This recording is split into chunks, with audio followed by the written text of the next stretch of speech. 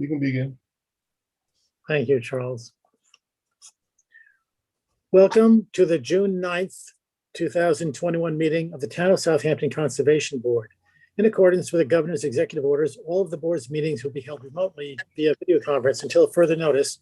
So we ask the public to continually check the town's website for updates and new information.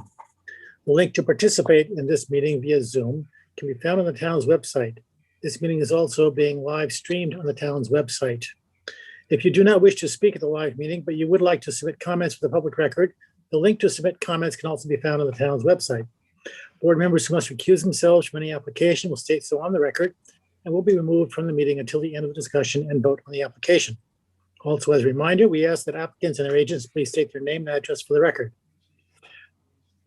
I want to begin by welcoming Tom as a new member to the board. Thank you, Tom. Nice to be here. Tom, you'll probably pick up on most things as we move along, but the general way we approach the meeting is the next step will be the Pledge of Allegiance. And then for the roll call, I'll call each board member's name, and I ask that you raise your hand and also vote audibly, because sometimes we get one or the other, but not both. And then we'll go through the meeting as is listed on the agenda. On occasion, we'll change that around, but for the convenience of somebody else. So with that, I would invite everyone to join together in the Pledge of Allegiance. I pledge allegiance Allegiance to the flag The flag of the of the United States of America and to the republic for which it for which it stands, one one nation, nation, under under God, under God, indivisible, indivisible, with with liberty liberty and and justice justice. for all. And now the roll call. Harry Ludlow is here. Tom Florio, Here. Jerry Collins, Yeah. Sunshine, Here. and Tom. Oh, we got George coming in too. Tom, Here. and we'll wait a moment and we'll recognize George as soon as he becomes, as soon as we see his. I'm here. Can you hear me? Can hear you. Can't see you, but I can hear you. Well, that's probably better off, but as long as you can hear me. Don't say that. Where's your video This should button? Start your video. Start my video. Okay. Start my There you go. video. All right. I'm Nice here. to see you. Now we lost Sunshine. Oh, here I am. All right, there you go. All right, the beginning of the agenda is the acceptance of the May 12th, 2021 minutes as written and or amended. Is there a motion? So moved. Second. All in favor? Harry, aye. Tom? Jerry? Aye. Sunshine? I will abstain. Tom? Are you talking about the meeting of the last meeting 2 weeks ago? I wasn't there. Meeting of May 12th. That was Oh, May two 12th. meetings ago. Aye. Yes. And George? Aye. Ann?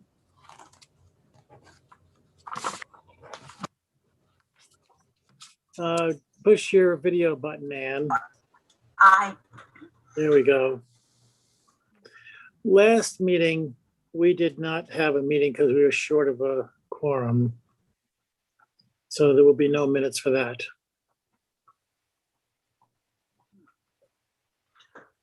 All right, we begin the public hearings.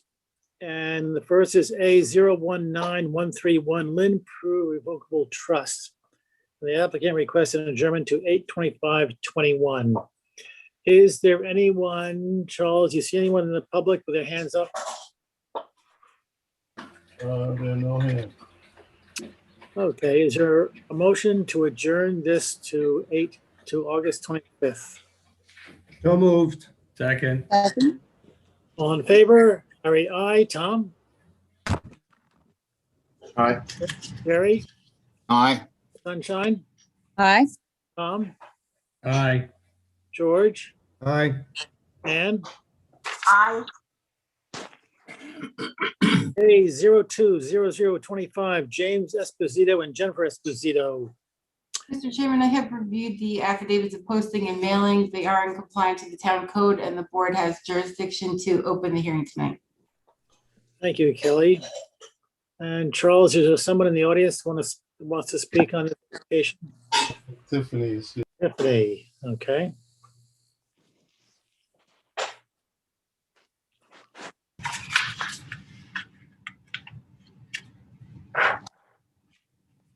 Trying. Hello, Tiffany. Hi, everyone. How are you? Tiffany Scarlato, 45 Division Street, Sag Harbor, for the applicant. I had gotten an email from Marty Shea, and I don't know if Marty has any comments to give the board at this point, but there were a couple of things that I think I can update the board on with respect to comments that the board may have received from Marty since the last time that this was in front of the board back in 2015.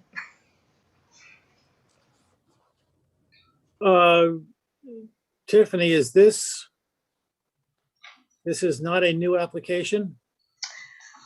The application, I believe, was filed, Marty, correct me if I'm wrong, the application was filed at some point last year. We just got back to it again, and, you know, so we do have comments from Marty from the first go-round, and then I submitted an updated survey at the beginning of May, and then received an email from Marty with a couple of additional comments. It's listed as a new application It's a new application. on the public.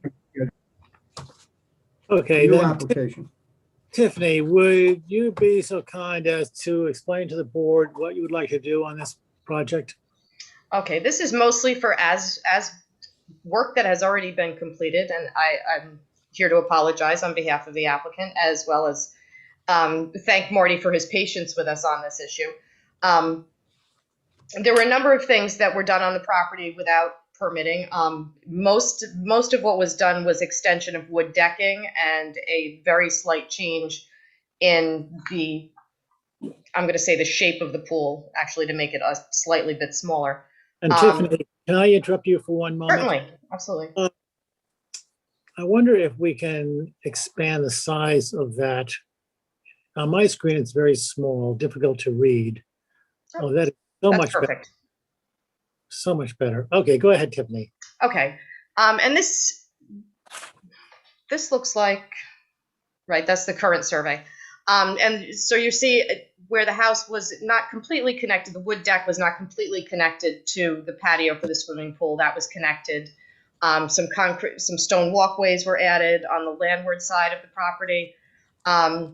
Pool equipment, the location of that was changed. You know, there is some claim that the dock was reconstructed and the walkway. You know, I spoke to the builder, and the builder said he replaced wooden boards that had been rotten with Ipe wood. So I haven't been out to the site recently, so I don't know, you know, how old that is and whether that's true or not, but that's what I've been told.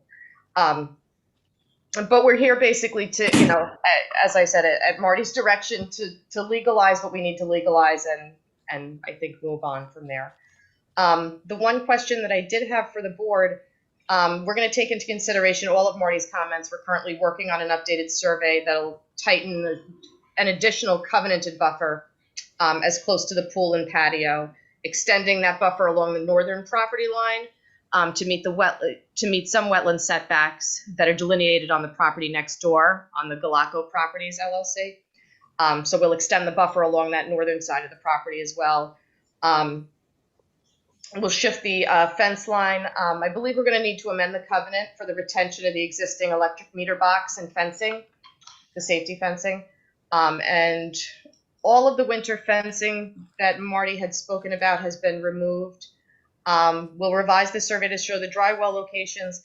The one question that I had for the board was with respect to current test hole data and the cross-section of the completed pool. The pool's been there for some 20-odd years at this point. I know they changed just the very edge shape of the pool, but did not do any other construction. It was a sort of rounded edge, and now it's squared off. So I guess my question for the board is, would you like to have that current test hole data? And I guess further than that, I'm not sure what purpose that serves at this point, since the pool's been in the same location for some extended period of time at this point. And was that pool a permitted use? Yes. I think it might have actually been pre-existing non-conforming and has just been there for a very long time. Okay. Does the board have any questions for Tiffany? And Marty? Okay, good evening, Marty Shea, Chief Environmental Analyst for the town. There is a preliminary advisory report on file dated August 4, 2020. As indicated, this is an existing residentially developed property with frontage on Jobs Creek. In the spring of 2020, the landowner had commenced work on the property without the requisite wetland and building permits. They were cited on April 6. I communicated with the landowner's agent, a former agent at that time, requested drawings and a significant amount of information, and also that a Conservation Board wetland permit application be filed. I also requested, consistent with the enforcement actions, that all work stop at the site. Unfortunately, in the midst of those communications, the landowner proceeded with the work in violation of the stop work order.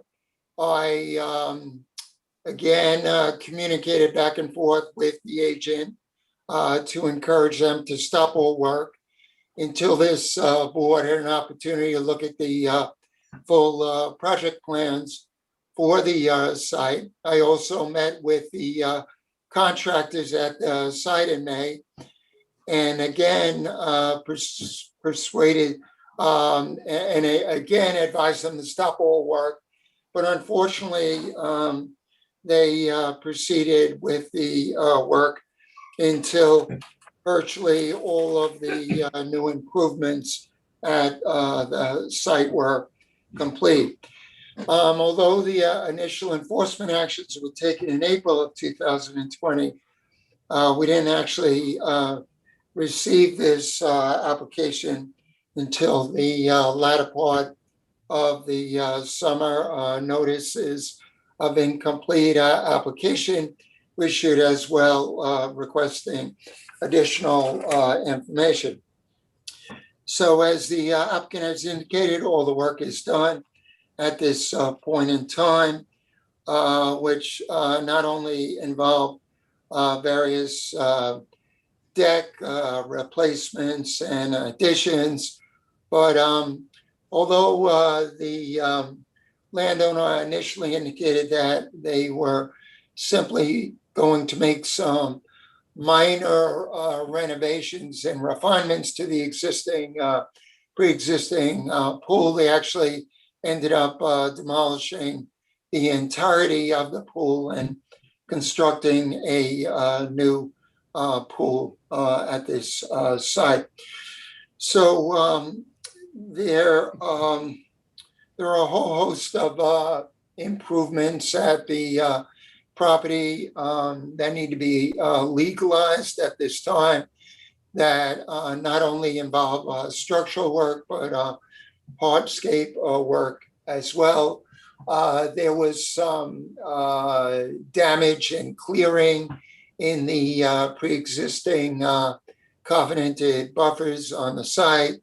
The landowner proceeded with doing restoration, at least to rectify that damage, without the requisite permits. Fortunately, that native revegetation that was done was generally consistent with what we look for at this property. I had noticed that the dock had been reconstructed in recent years. There was no evidence of trustees' permits having been granted for that work because the dock is hard surfaced. I advised the applicant to touch base with the Southampton trustees in order to get those issues resolved or to come back to the Conservation Board if so directed by the trustees to resolve those issues. As the applicant has indicated, as part of my advisory report, I did provide recommendations which centered on the need to maximize the existing covenanted buffers, not only on the subject property, but to the north and northeast of the residents, as consistent with the applicant's testimony. There are significant wetlands that extend to the east on the abutting northerly lot that need to be buffered as well. As part of that buffer expansion, as so indicated, the existing covenants would need to be amended, and existing disturbed lawn areas within the bounds of such expanded buffers would need to be restored to native vegetation. Accordingly, I have provided native planting guidance to the applicant to use in the development of the necessary buffer restoration. So notwithstanding the long history of trying to get this property into compliance and inaction somewhat on the part of the landowner to provide the necessary information to bring this project plan to this board earlier in the process. The applicant has indicated that they are willing to come forward with a plan calling for expansion and restoration of additional buffer on this property, which would be sufficient to mitigate the impacts of the unauthorized improvements that occurred at the site. As indicated, we will need to integrate special language in the covenant to allow for certain utilities to remain within the new covenanted buffer area. And in large part, as indicated by the applicant, the non-compliant fence lines have been addressed. If there are remaining fence lines that are problematic, the applicant, I'm sure, will reconfigure those fence lines in order to ensure that they are landward of any required buffers. We again will need to communicate with the trustees to see if the trustees want us to address the replacement of the former deck boards in the catwalk in dock.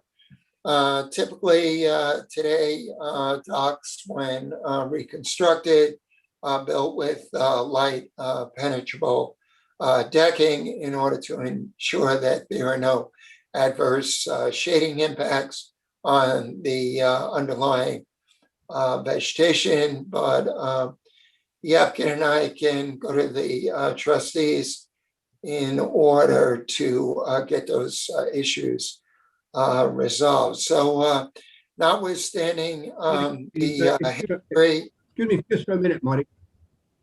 yes. Is this, my understanding is that he's ignored 2 stop work orders? Is that correct? The initial notice of violation were issued back in April of 2020. My recollection is that I had met with the contractors on the site and asked them to stop all work, and that code enforcement had also returned to the site to get them to stop all work. But they had nonetheless proceeded with the work. Twice?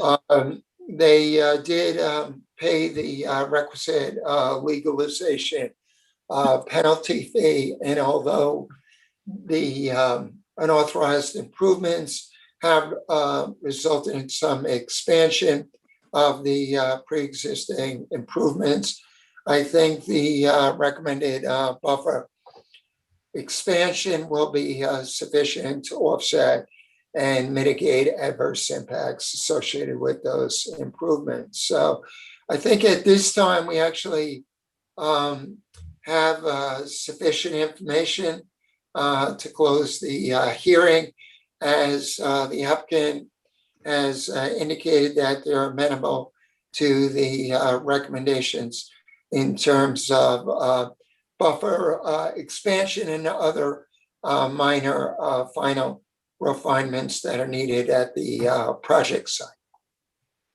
Correct me if I'm wrong, Marty, but is this an official conservation application?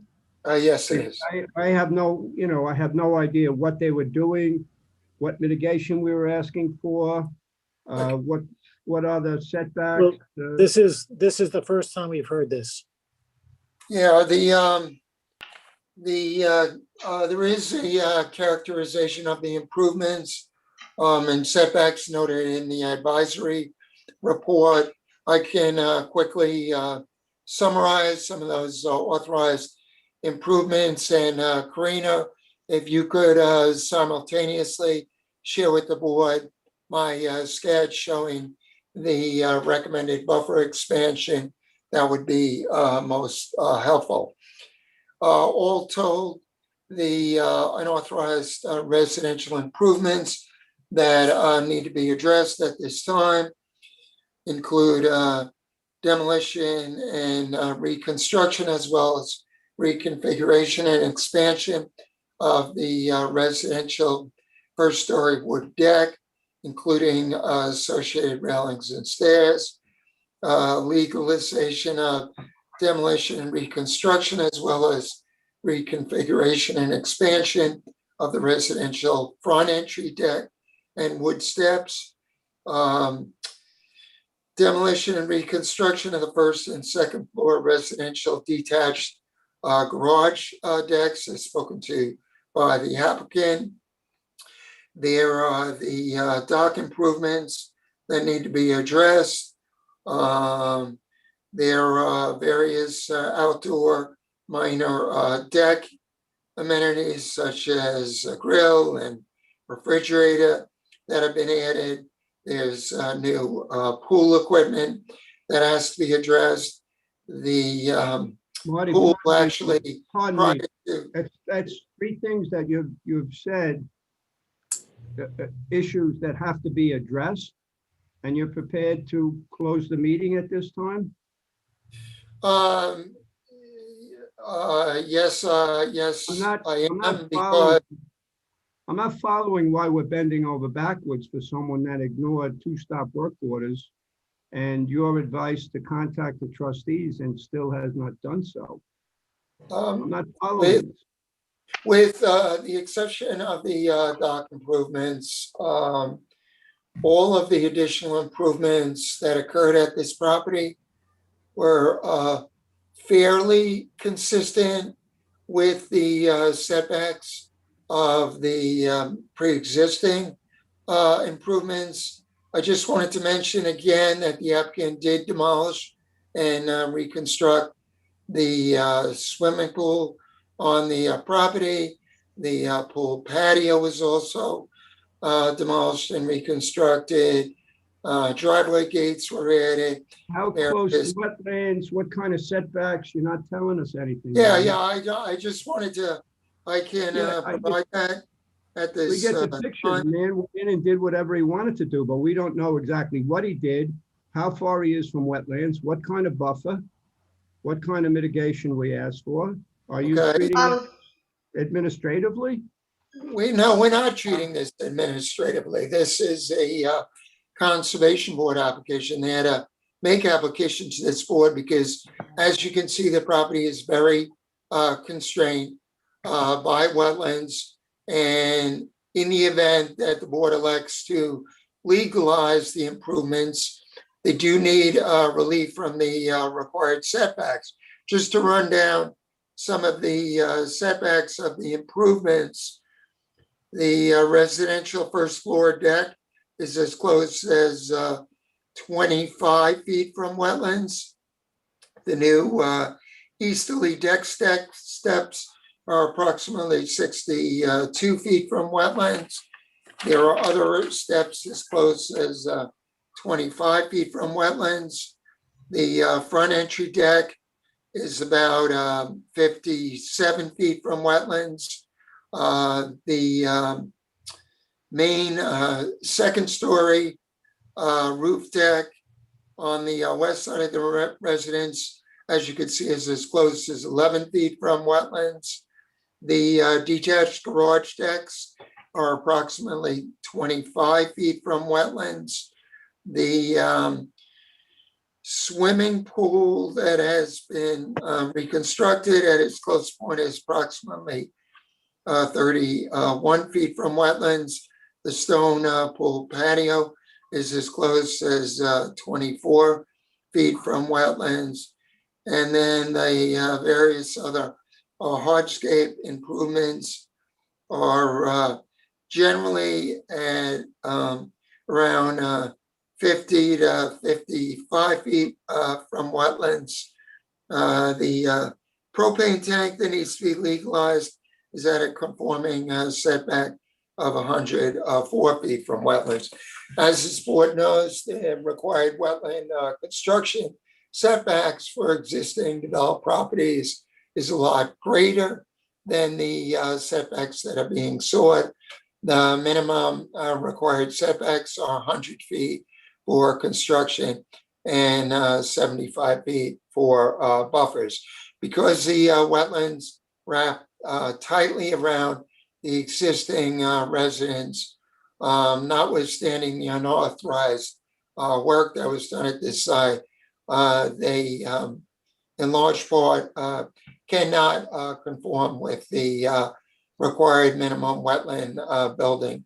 And What were the wetland setbacks before these new additions occurred? That's my question. they were in large part very similar to the setbacks of the new improvements. There are some setbacks such as the Well, patio. let me ask the obvious question. Yes. Are there any setbacks that are greater now than they were before the new construction? Any less? Generally not. They're either the same or just shy of the former setbacks. With Had the they gone exception, through the regular application process, would they have received the same setbacks, do you think, Marty? That's my concern here. we may have tightened them up by a couple feet if we did have an opportunity to consider the pool reconstruction. We may have looked at practicable alternatives to see if the pool could be reoriented or perhaps reduced in footprint size in order to gain some additional feet from the wetlands, considering the history of a pool being on this property, it's likely that the board yet would have worked out a plan for a pool reconstruction. You can see that the pool is positioned between the pre-existing attached garage and the pre-existing residence. So although the pool configuration was changed somewhat and some additional patio was added, the board may have elected to yet allow for pool reconstruction, generally in that location. The question was raised by the applicant tonight as to whether or not the board still wants test hole data. One of the reasons for that is prior to the completion of the pool reconstruction, I had raised concern with regards to the shallow groundwater. So I had requested that information to see if there was a need to elevate the pool, and that information was not provided. So while it might be beneficial to have upgraded test hole data at this time, notwithstanding the absence of the requisite permits, now that the pool has been already reconstructed, I don't know whether or not the submission of that data would result in the board revisiting the pool location and inquiring as to whether or not the pool could be retrofitted and elevated at this time. So as indicated by the sketch that you're seeing before you, I have sought to offset the impacts of the unauthorized construction by maximizing the expansion of buffers virtually right up to that pool patio and a detached garage decks as close to the residence as possible, while still allowing for safe access and maintenance around the perimeter of the structure. And then I have looked to maximize the buffer in the northeast corner of the property as far as I could without impacting the existing sanitary system. There have been no live-in area expansions, so I have not asked the applicant to entertain a retrofit of the existing sanitary system, because as this board knows, I only recommend such retrofits when the living area footprints are being expanded upon. I have a question. Yes. Would you say that the buffer you're recommending, given all this work is done, the net effect of what just happened has maintained, improved, or detracted from the wetlands around this property? Well, that's the reason I've recommended the buffer, because the buffers are needed for many reasons. Number one, they're essential with regards to providing filtration area for any runoff or any contaminants, including household chemicals, lawn fertilizers and pesticides. They're also essential with regards to insulating wildlife and wetlands from human activities associated with the residents and the exterior uses. That is, the natural vegetation, it plays a critical role in terms of lessening the noise and visual impacts associated with the residents.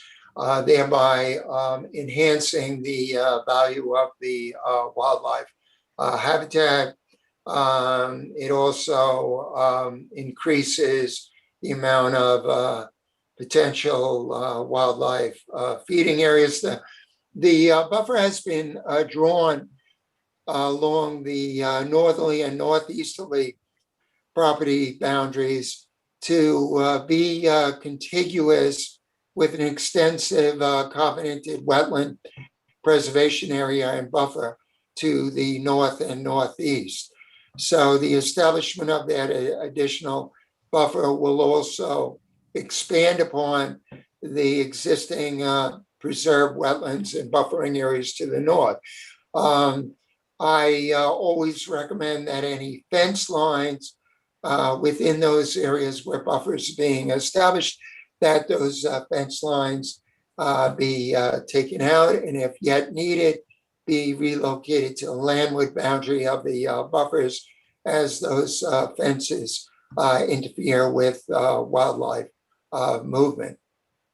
So to answer your question, I think the buffer expansion does help significantly to mitigate the potential adverse impacts associated with the improvements, the unauthorized improvements that occurred at this site, and will enhance the value of the buffer as a filtration and cleansing area, as well as wildlife habitat. Would you say there's a net gain or a net loss, or it's a wash for the? Yeah, they haven't actually, although there was some initial clearing and damage within the existing less covenanted buffer areas. Those areas were already restored by removal of fill and native revegetation.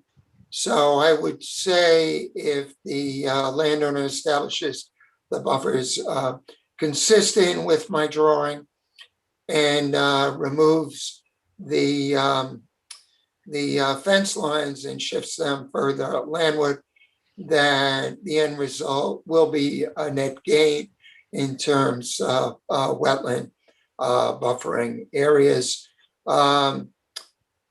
Sufficient to offset the impacts, as one of our goals in these cases where we have pre-existing non-conforming residences is to maximize the buffers, and that's exactly what this drawing does. The buffers would not come up to the actual structures, as we need to afford emergency access around those structures and allow certain setbacks for maintenance of the structures. As spoken to by the applicant, we also need to allow sufficient areas for subsurface drainage structures. Those structures are needed for recharge and on-site, for catchment and recharge of any runoff associated with the roof. That's important because the roof shingles typically include materials that can be toxic to wetlands and wildlife. The maximized buffers also limit the formalized landscape areas and inclusive as lawn as much as possible in order to lessen the risk associated with fertilizers and pesticides. In some of these cases, we also look for the landscape areas beyond the buffers to be revisited and to be planted with native vegetation as well, while still allowing the septic system and the drainage structures to be installed and maintained. And that additional native landscaping landward of any covenanted restricted buffers, also lessens the potential for fertilizer and pesticide impacts, and offers some additional habitat values for wildlife. So in terms of potential additional mitigation, that is one option that could be considered by the board. That would be that in addition to the applicant expanding the buffers and coming forward with a native revegetation plan for the disturbed portions of the expanded buffers, they could also come forward with a native landscape. Marty, excuse me. Yes, Tiffany, what is the square footage of the house? Oh, the square footage of the house, that's a good question. As Marty said, it's pre-existing non-conforming. It looks to me to be about 3,000 square feet. A 3,000 square foot house? And how many bedrooms are in it? I don't know the answer to that. As we've talked about, this is a pre-existing non-conforming house and Right, pool and I would garage. like to know, I'd like to know what's in the house, how many bedrooms you have in the house, how many bathrooms you have in the house. I don't know the answer to that off the top of my head. I'm not sure what that. You have a garage, and I can't, I'm not clear, but it says a 2-story frame garage. That's correct. What's the second story for in the garage? I would assume that it's used for storage. But you don't know. I don't live there. No, I Oh. don't know. You don't know. Do you know if there's a bathroom in there? I don't know the answer to that. And I have to be honest with you, I'm not so sure what that has to do with the application before us. All of the structures on the property, including the pool, are pre-existing non-conforming. Okay. There was admittedly some reconstruction done to the hardscape really on the ground. There's nothing, no one touched the garage, no one touched the dwelling. So I don't know why or whether there's even a need to have a discussion about the house itself. What I was going to ask before, and I don't know if, I know I have this, but I don't know if the town has this and is able to put up the 1995 approved, was it 2015 final survey is very, very similar to this. And I think that would give the board a better understanding of exactly what happened here, which, although appears to be a lot of work, does not amount to a lot of square footage in terms of increase in deck and patio sizes. Right, but we don't have any documentation in front of us to see that for ourselves. And Marty has alluded to that as well. Marty, do you know how many bedrooms are in the house? no, I cannot answer that question. You know what's on the second story of the garage? I also think it's storage space, but I can't confirm There's that. a bathroom in there. Do you know if there's a bathroom in there?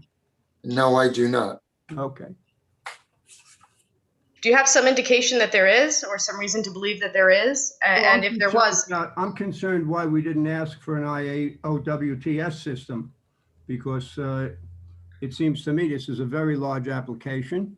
I have no idea what's going on in the garage. I have no idea how many bedrooms you've got, how many bathrooms. So all of that is pre-existing non-conforming, with all due respect. It's all pre-existing non-conforming. my biggest concern is that all of this is coming before us after the fact of all of this reconstruction. That's not a very comfortable thing, not a very comfortable thought for me. And that I appreciate and understand. And as I said at the beginning, I can appreciate the board's consternation and Marty's patience with this. Was there a new septic system put in? No. Tiffany, I'd like to ask you a couple of questions. First, I just wanted to state that with the way the law is written, when the trustees give approval, then that usurps our opportunity to grant approval. And I'm thinking about the dock. The trustees usually give approval to the dock, but their authority ends where the water line, the open water becomes wetlands. So there's a long area of dock that we do need to check with the trustees for. Absolutely. But barring their lack, if they do have a lack of response, then I believe we need to take the lead and regulate the surface of that walkway. The second is Tiffany, you indicated that the pool only had some edge work done. Marty indicated it was totally redone. What's the difference? I can only relate to you what the contractor told me. I spoke with him personally, and I was told that the pool was not completely reconstructed and that it was merely squared off. As you can tell, see on this survey, which shows sort of a before and after, you can see that the corners were just squared off, and that those additions were made. I was told that the pool was not dug up and reconstructed. But as I said, that's me having spoken to the contractor. Just to speak to that, my recollection is that we have on record photos that show virtual complete demolition and reconstruction of the pool. This application has been before us for some time, but I do recall being out at the site where essentially a new pool was being constructed. So we can share those photos that were provided by the applicant tonight. But if the board elects to adjourn the meeting, we're certainly happy to share any photos on record.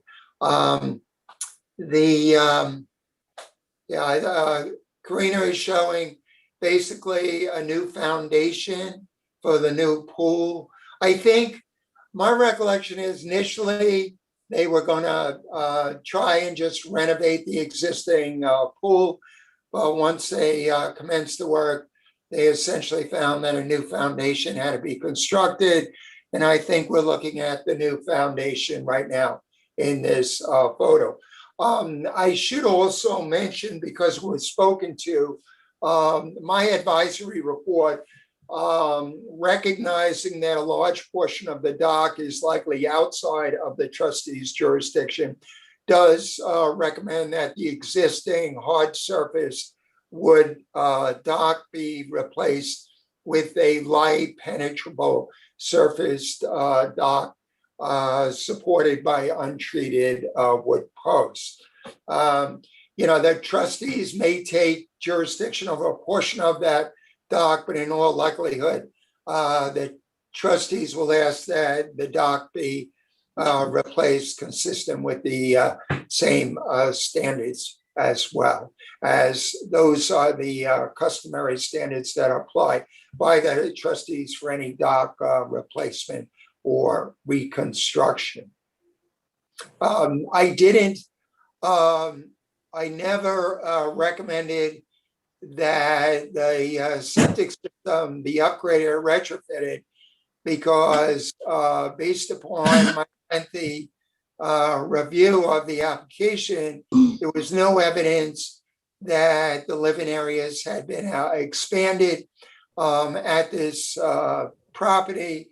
And while I may not be in a position to confirm what the space of the garage is being utilized for at this time, because of the lengthy time that this application has been before us, my recollection is that based on all the information in hand, based upon my numerous property inspections, my communications with the prior agent, that there were that no living area additions were proposed. Thus the reason why I did not ask that the septic system be upgraded.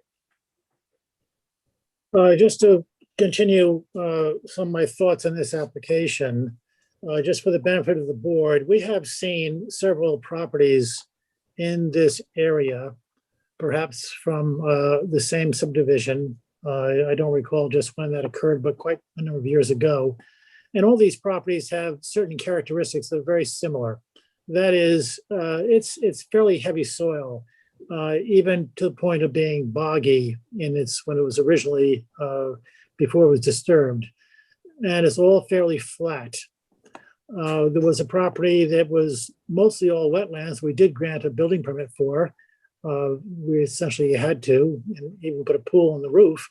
And that's only a stone's throw from this property. There's some other properties that are similar to this in terms of the soil type and the terrain.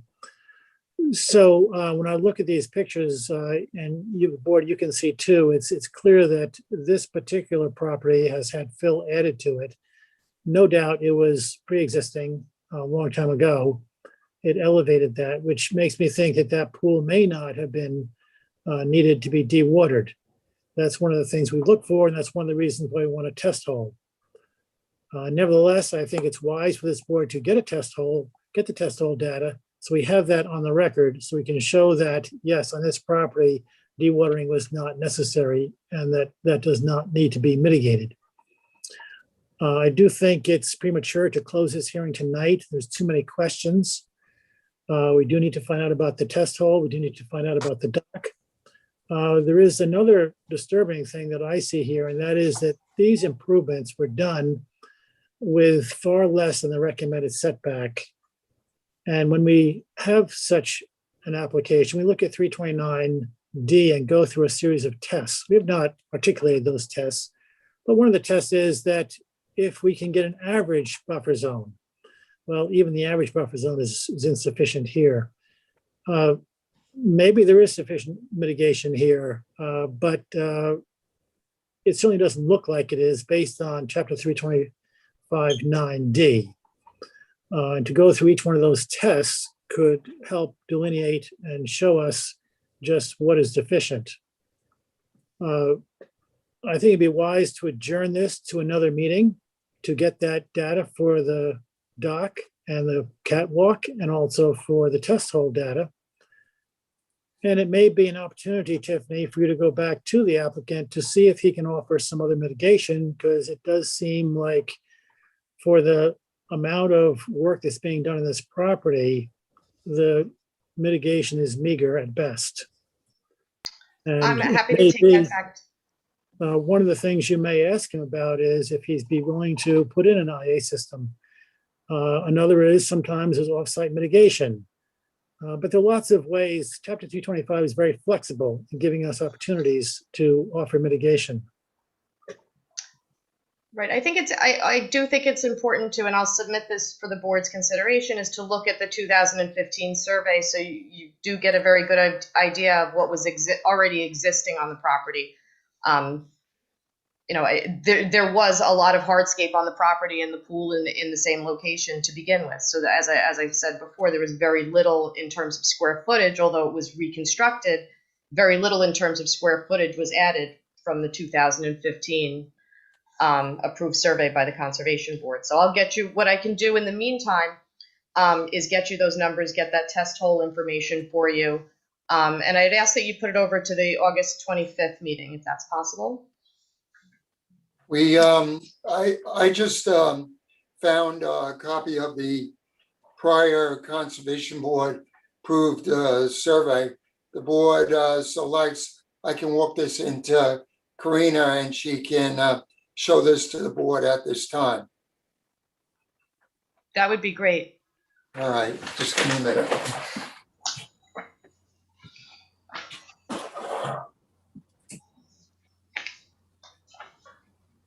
Did I understand correctly at the outset that the applicant is agreeable to the mitigation that Marty had suggested or recommended? Yes. My understanding that normally those conditions are in the permit, but they have until the expiration of the permit to complete those activities. That's correct also? Yes. As far as I know. So if the applicant was willing to undertake the work without a permit, should they be also asked to complete the mitigation without having had the permit released to them? Very good point. I'm not sure what you mean by that. Well, if we're asking them to mitigation. change some things to make what they did without getting permission okay, normally if we put that into the permit, they can hold off and not complete any of those things and keep renewing the permit until they get around to completing those mitigative measures. So I would think that one of the conditions of issuing a permit and actually releasing it to them is that they complete the work that would make this okay in the first place, because they had no problem doing the work without the permit. Well, I guess the problem there, other than the revegetation, would be the establishment of the additional buffer area, which we can only do by way of the issuance of a permit and an amended covenant. Yeah, we've segmented the approval process for the permit for saying that certain things need to be done now. Okay, So And if that's there are fine. things that we can work out, that if he's willing to do the mitigation anyway, do it now, because it was important enough to have those things done that he shouldn't have done the work now. So we'll get it the way that it should have been had he gotten the permit and the way it was originally, not doing it his way and having us have him undo things. So do you want us to start with the revegetation, submit a plan to Marty with respect to the proposed additional buffer area and get that work done? Whatever the mitigative measures are that Marty recommended that your applicant is, your client is willing to pursue, if we can find a way to segment that approval so that he can work on that right away, the rest of the permit, as far as the legality of the work that he did, it can be issued later, but the mitigative measure should be undertaken as soon as, as soon as we can give him permission to do that. And the rest of the CO can follow, but I want the mitigation done first. I want to, Kelly, because is that something that can be done? Can we do that? We've done it before. Yeah. We've- It's a very good point that Tom is making. I'm wondering if we can just, is that something that we can do? what we can actually do, Kelly? just let me offer some comments. Could I just hear what Kelly has to say? Okay. I'm not quite sure exactly what do you want him to do? Tom is suggesting that the mitigative measures be taken care of before we actually issue the permit. We make that as a condition of the permit. Is that something that we can do? Mitigative measures as far as what type of mitigative measures? Well, the ones that mitigative Marty measures that requested. Marty recommended in order to make this application acceptable to even recommend that a permit be issued. And I think that's the expansion of the buffer area. Expansion So of the buffer area? Right. Because otherwise we issue the permit and he has until the expiration of the permit to actually complete it. So it sits there in a sense, incomplete as far as the mitigation is concerned until the applicant gets around to it. Well, the applicant could voluntarily go ahead and expand the buffer if they wanted to. I mean, that's not going to violate the current approval. You can't. Well, he hasn't gotten an approval yet. That's the point. Well, exactly. He You did all this can't. without approval. You So can't enforce it though until you actually have the, resolution, the approval resolution. But if the applicant was willing to do that, then they could certainly do that. then we issue an approval for the mitigative part right away, and the permit for the rest of the work that he already did to make what he did already legal would not be legal until the mitigation was complete. Not If I may, one of the ways that can be done is by having the applicant file for a separate administrative wetland permit at this time in order to complete the buffer expansion and revegetation, to get that work done, to get it closed out prior to issuance of the Conservation Board permit. That's what I recall. I just couldn't remember the logistics, but that's fine. That's That's how fine. I would work it. Do you think we could have that by August 25th, Tiffany? I don't know if I can get it done and completed by August 25th, but I certainly can work on getting a plan to Marty and get that administrative application in by the 25th. So if we want to use that sort of as a control date, I may have to ask the board to adjourn it one more time to get that completed, but I'm happy to go ahead and do that.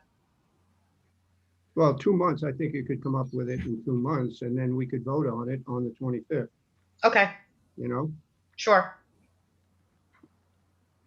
Good point, Tom. Thanks, So, Tom. for the board's information right now, you're seeing a copy of the former Conservation Board approved. Yeah, I would prefer, project. I would prefer if we adjourned and I Okay, could physically see the two surveys, not on the computer, because it's very difficult to compare them on the computer. I'd like to see them in person. So that's what I would like to do. I don't know what the rest of the board would like to do, but that's something I would like to do. I'll go with you, George. Let me know. Okay. Thank you all for your comments. But Charles, is there anyone in the public who would like to speak in this application?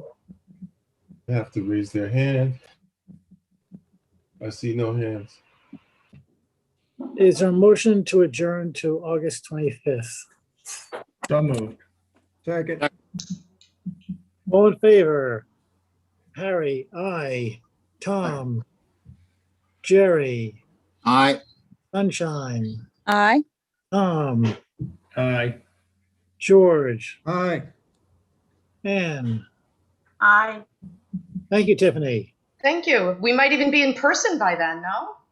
That would be sweet. It really would be. Okay, I'll see you all then. Thank you. Aye. Thank you. The next application is A020071 Paula Mackinon, Lahoney, and Anthony Viscogliosi, and the applicant requests an adjournment to 8/25/21. Charles, is there anyone in the public with your hand up to speak in this application? No hands. So this one's open? This one's open This has already? been open, has not been heard. Okay, and aside from the last application being adjourned to that date, what else is on that date? Nothing so far. Okay, motion to adjourn to 8:25. Second. Second. All in favor? Harry, aye. Tom, Jerry, Aye. Sunshine, Aye. Tom, Aye. George, Aye. Ann. Aye. A021011 Timothy Shannon and Merites Manolas. Mr. Chairman, this is a new application. We do have affidavits of posting and mailing in compliance with the town code, and the board has jurisdiction. Charles, I expect there's somebody who's ready to come in. Yeah, I have a few people.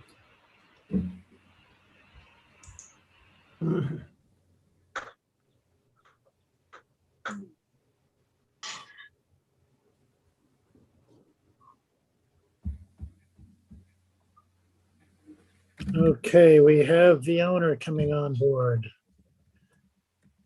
Hello, Tim, you can unmute or start. There we go. Hi, that's me. Yep, you're on now. Are you going to present this application? No, I'm not going to start, but I'm happy to answer questions. Do you have an agent? I will begin. I'm Brian Locascio with the Adam Miller Group, 2462 Main Street, Suite 7 in Bridgehampton, attorney for the applicant. Application before you is for the property located at 85 Water's Edge in North Sea. The property is currently improved by a single-family dwelling on porch. My client purchased this in July of 2020. The property benefits from an updated C of O, which was issued in 2019. The applicant is before you proposing a proposed in-ground pool as well as a proposed detached garage. As you will see on the application, our client, through working with Marty up to today, we are proposing a buffer along the shoreline. We are removing a considerable amount of paved driveway surface and concrete pad, which extends us close to 60 feet from the wetlands. The house itself was built in the mid-70s, so it's pre-existing non-conforming as to the setback from the wetlands. You can see it does pierce the 75-foot line. All proposed work is set landward of the 100-foot setback. We have proposed and presented a revegetation and buffer plan to shore up the buffer along the shoreline. As I stated, there are various improvements that'll be removed that currently exist within the proposed buffer. There's a wood wall, a concrete pad, and a driveway which extends beyond the house towards the water. We are proposing an IA septic system, and that's it. If you have any specific questions, we have Dana from Beelang Associates who did a lot of the technical parts of this plan and has been in direct communication with Marty and can certainly answer any technical questions, or if you have any questions as to the mitigating factors we're proposing here, we're happy to answer those questions. Thank you, Brian. Of course. Does the board have any questions for Brian? And Marty? As indicated, this is an existing residentially developed property fronting on Fish Cove. There is a preliminary advisory report on file dated April 26, 2021. The shorefront of the property is marked by large trees, a lawn, and then a steep eroding bluff face. As alluded to by the applicant, the landowner had come in with a former plan that got modified, consistent with recommendations that I had made. Foremost of those recommendations was to make sure that the minimum required wetland setback of 100 feet be met for the swimming pool. As indicated, the project plans have been revised to accommodate that setback. As we're looking at a pre-existing non-conforming residence, there was no opportunity to establish a buffer equal to the recommended 75 feet of natural buffer as per code. But what was done is we looked to maximize the buffer on the property, taking into consideration the elevations, the bluff, the existing residence, the existing hardscape that could be removed. As indicated, the applicant has also come forward with a buffer reclamation, a bluff stabilization, and native revegetation plan that is consistent with my recommendations as well.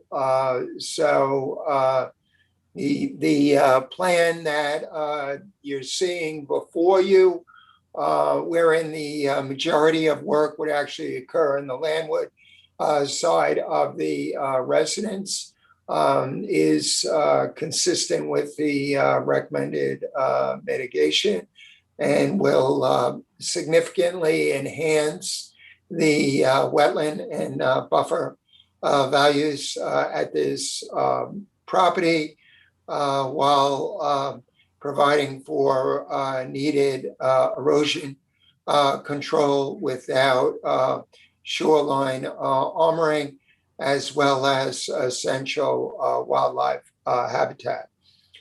As these project plans have been developed in close communication with my office and have been modified several times, make the project as consistent with the wetland permit issuance standards as possible. I do support this plan. There is a need for some very minor revisions to the survey and the native planting plan, which the applicant has agreed to. The permit would be conditioned upon establishment of a covenanted wetland preservation area and a covenanted naturally vegetated wetland non-disturbance, non-fertilization buffer as well. The pool will be a saltwater pool with sufficient dry wells accommodated to ensure that there is no inadvertent pool discharge. As indicated by the applicant, the existing conventional sanitary system is being replaced with an IAOW TS. So I think that the landowner is doing everything that they can at this project site to make these plans as conforming as possible.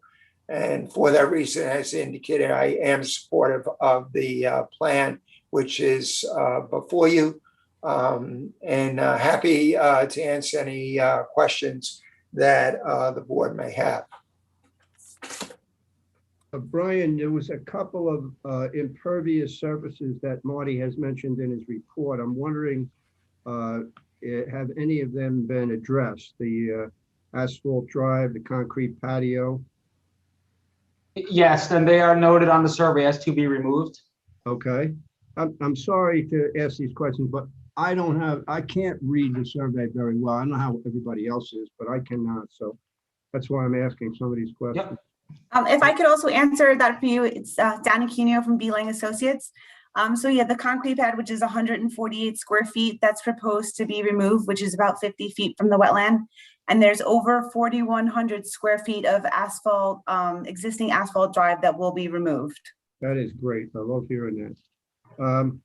Brian, the swimming pool originally was 15 by 50. I assume that it's been reduced to 15 by 32. It's actually proposed at 40.6 by 18, but it has been reduced, and it does meet the 100-foot setback. Okay, that is very good. Yep. And everything's on board with the IAO WTS. You've been to the health department, everything. You've got an engineer, and you're working with people on that. Yes.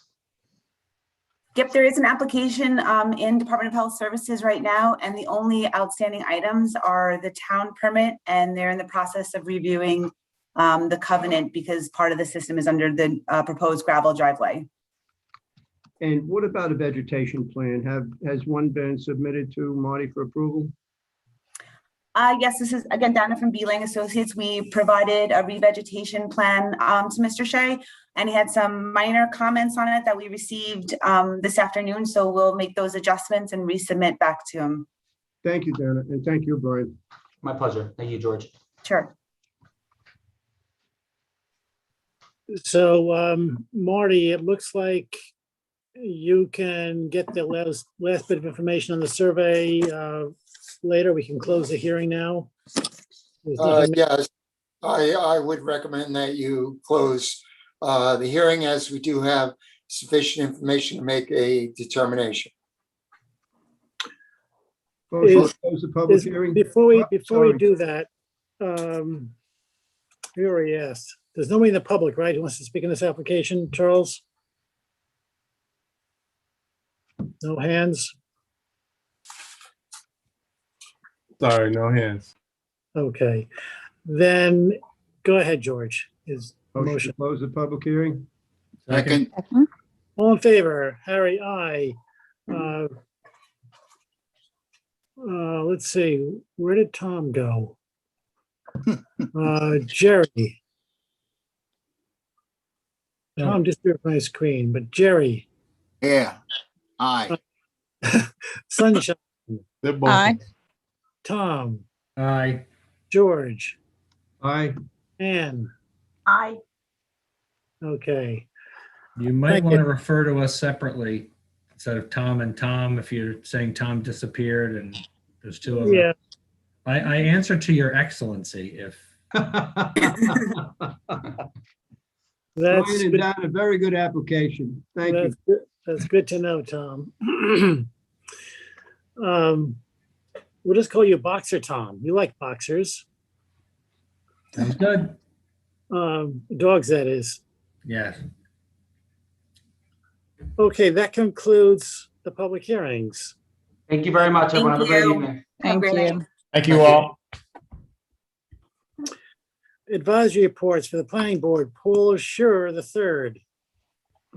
Marty Shea, Chief Environmental Analyst for the town. This is a pending site plan application before the planning board for an existing ag reserve that's located on Mitchell Lane in the hamlet of Bridgehampton. There are several recommended comments. The first indicates that the applicant is seeking to legalize construction of a agricultural pump house and to construct an agricultural storage barn, the lean-to, on 11.3 acres of ag reserve parcel that was created as part of a subdivision. The second recommended comment indicates the premises is located within the town's aquifer protection overlay zoning district, as well as within the agricultural overlay district. It's indicated that the clearing at the site predates the establishment of the APOD or Aquifer Protection Overlay District.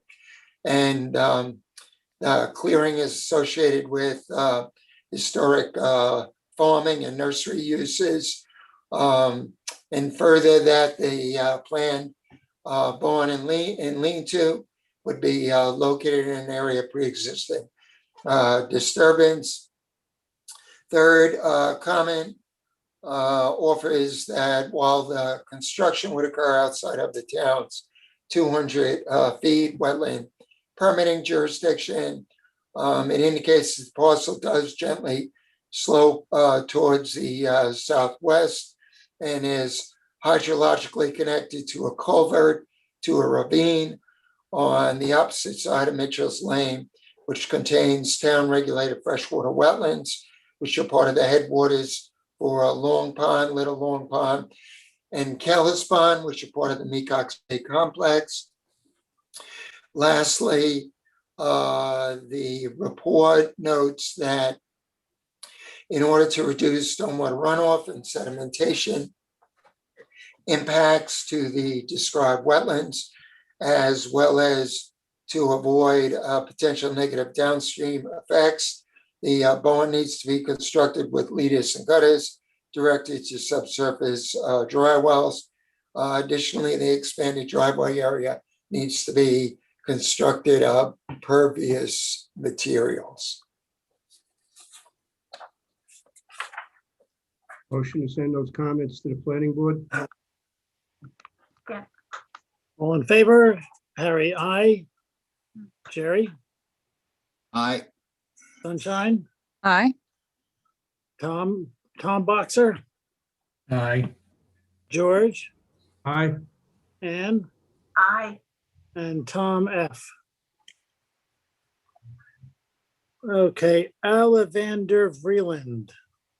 This is a pending subdivision application for a tract of undeveloped land off of the private road known as Daylily Lane in the Bridgehampton hamlet.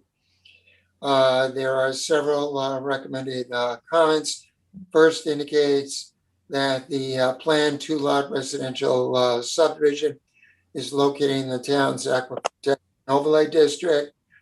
The report indicates that the tract is marked by rolling pastoral mowed meadows with a few stands of trees whose clearing and site disturbance predates the effective date of the establishment of the APOD. Second comment offers that the southeastern part of the tract is located within the town's agricultural overlay district, and that based upon a review of town historical aerial photographs, the pre-existing clearing appears to have been associated with active farming and nursery uses, which were abandoned around 2001. The third comment indicates that the subject premises are not located within the jurisdiction of town regulated wetlands.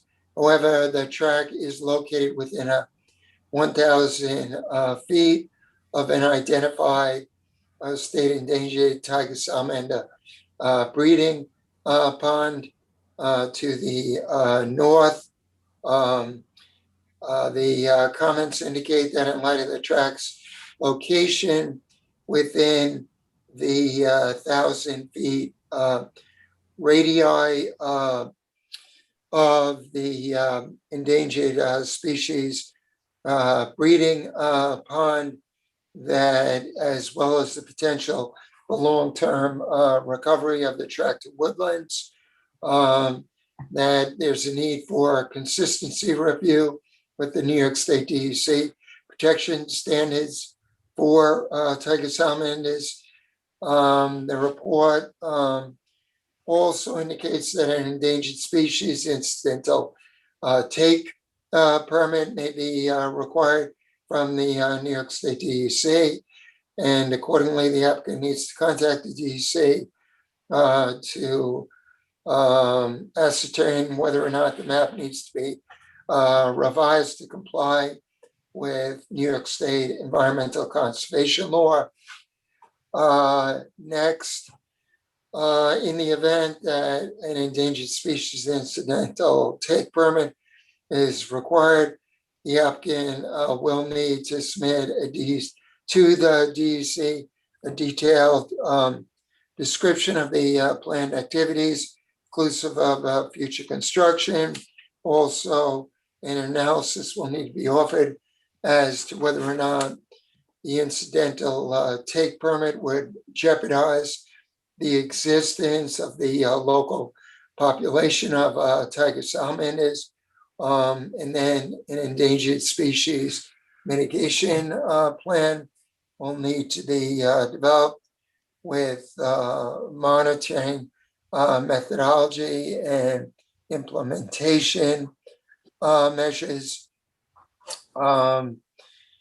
The next comment indicates that specifically any final subdivision approval will need to be conditioned upon compliance with additional requirements as set forth by the DEC's guidance document for land cover set aside, protection for conservation of tiger salamander habitat.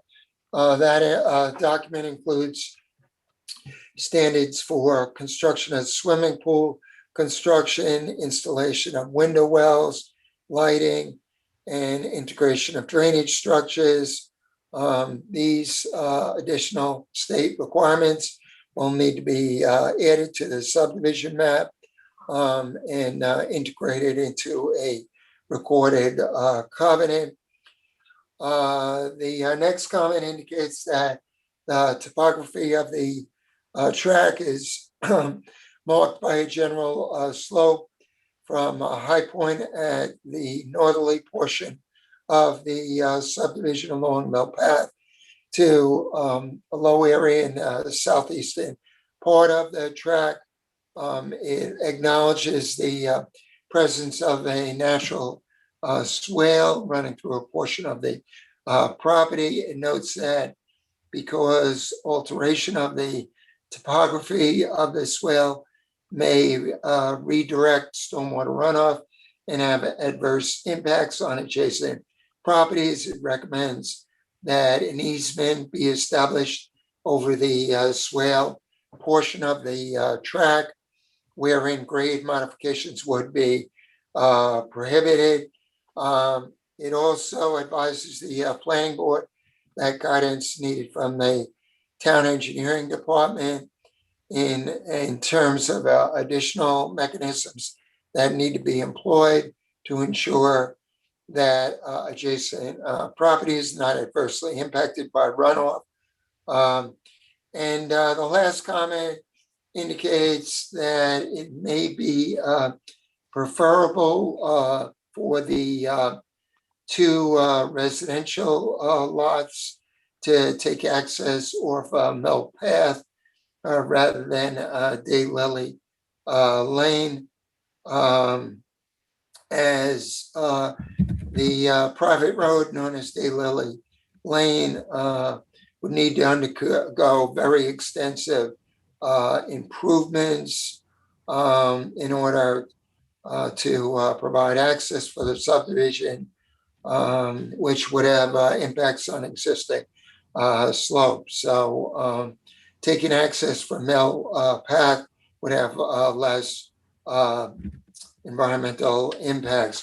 The report also indicates that while the track is located within 1,000 feet of the approximate tiger salamander breeding pond, does indicate that at this time the property only provides marginal habitat for such species, but again recognizes that with recovery to woodlands, additional favored habitat could be provided for such species. So this track needs to actually go through a lengthy review process with DEC in order to ensure that the subdivision complies with the state's endangered species requirements. Thank you. Motion to send those comments to the planning board. Second. All in favor? Harry, I. Jerry, Aye. Sunshine, Aye. Tom R, Aye. George, Aye. Ann, Aye. Tom F. Atlantic Golf Course Staff Housing. The draft advisory report before you makes significant recommendations with regards to staff housing that is being planned in a vacant field along Scuttle Hole Road within view of Shorts Pond. The first comment indicates that the planned 16-bed, 2-story golf course staff quarters, together with the proposed driveway, parking, IAOWTS, water supply, and proposed geothermal heating cooling system would again be built within an open pastoral field along Scuttle Hole Road adjacent to Shorts Pond and within jurisdiction of town regulated freshwater wetlands. Stringent review of this site plan application is therefore warranted, as the pond has been designated a critical area of environmental concern pursuant to section 157-town of the town code. Second, the report indicates that Shorts Pond is unique in that it is the first in a series of hydrologically connected ponds extending down from the northerly glacial moraine to southerly Kellis Pond in Mecox Bay. It notes that Shorts Pond is a defining feature of Bridgehampton's northerly scenic farmlands and has enormous conservation value for thousands of migrating ducks and geese.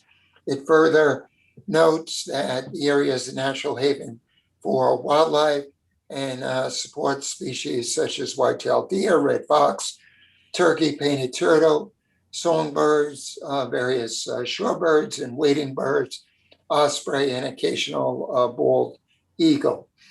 Thirdly, the report notes that Scuttle Hole Road has been recognized as a scenic road by the town's water resources plan, which is a comprehensive plan update.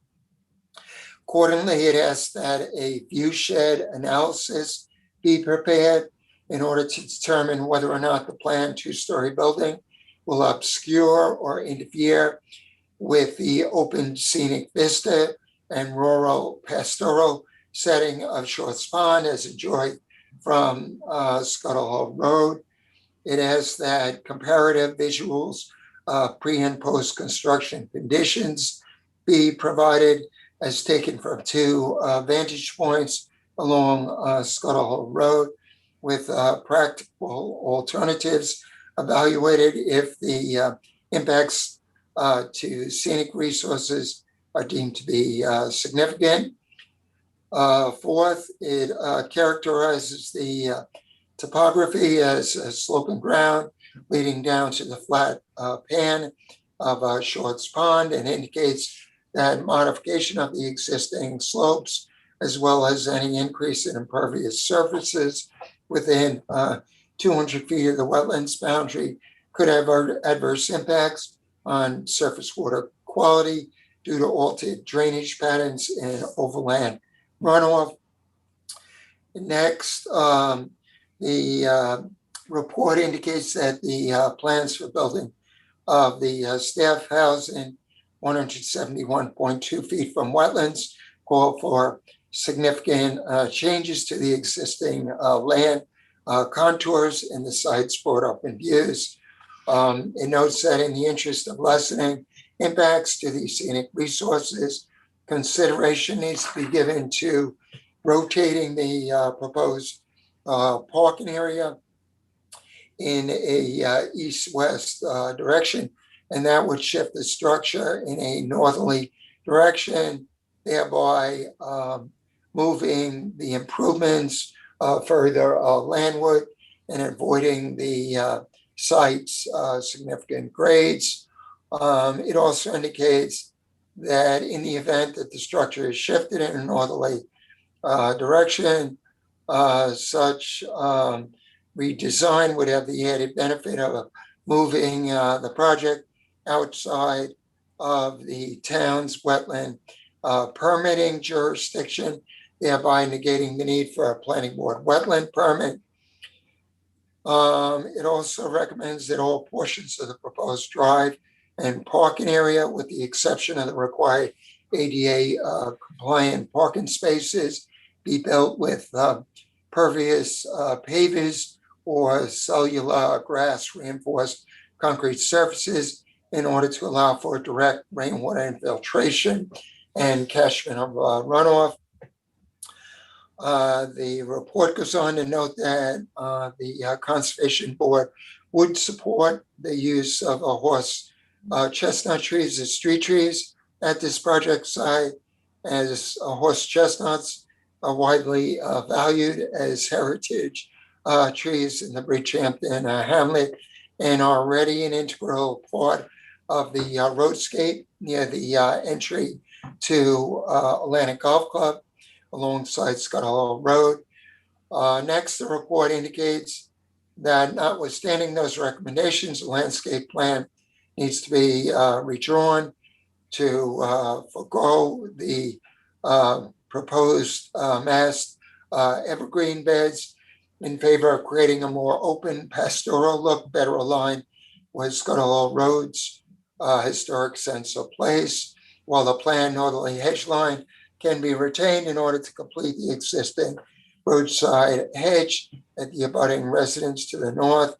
The remainder of the site should consist of scattered large deciduous tree canopies over continuous tall grasses and wildflowers indigenous to naturalized successional meadows, and then goes on to list some appropriate species. It notes that if foundation plantings are deemed critical, that perhaps native inkberry could be used rather than the non-native boxwood and andromeda that's currently proposed.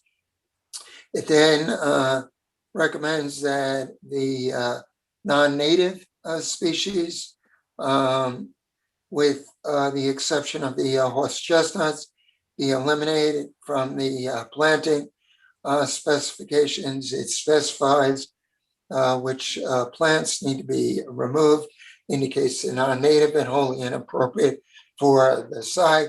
It also recommends that the planned artificial berm construction be removed from the plans. It also recommends that the Atlantic Golf Club come forward with a larger plan for preservation of wetlands and natural vegetation at the property, with covenants and easements favored as the best tools for achieving these ends. At the project site, a partial covenant or a conservation easement is needed to establish a minimum 100 feet wide naturally vegetated wetland non-disturbance, non-fertilization buffer in order to preserve the values of Shorts Pond within the existing cleared portion of the buffer. The report indicates that the meadow conditions should be retained by allowance for one annual mowing event, with the cutting blade set at least 6 inches off the ground in late winter or early spring. And that is not only to maintain the pastoral look of their property, but also to preserve the milkweed stands, which, as this board knows, are critical for the monarch butterfly, which may soon be added to the federal endangered species list. The next comment indicates that the Conservation Board supports the continued use and maintenance of an existing walking path around the easterly or roadside perimeter short span for staff living at the new quarters in order to access by foot the remainder of the golf course. However, the report recommends that in light of the environmental sensitivity of the affected area, that the existing path width be scaled back by allowance for a natural vegetative succession to a maximum of 4 feet, so as to deter future vehicular use. So this is a project site that is indicated as a lot of environmental concerns. So the report does recommend that it undergo a stringent review and that the current project plans be revisited. Is there a motion to send these comments to the planning board? Motion to send those comments to the board. Second. All in favor, Harry, aye. Jerry, Aye. Sunshine, Aye. Tom R, yeah, you're muted. Aye. George, Aye. Aye. Ann, Aye. and Tom F. The next is Joseph Volpus.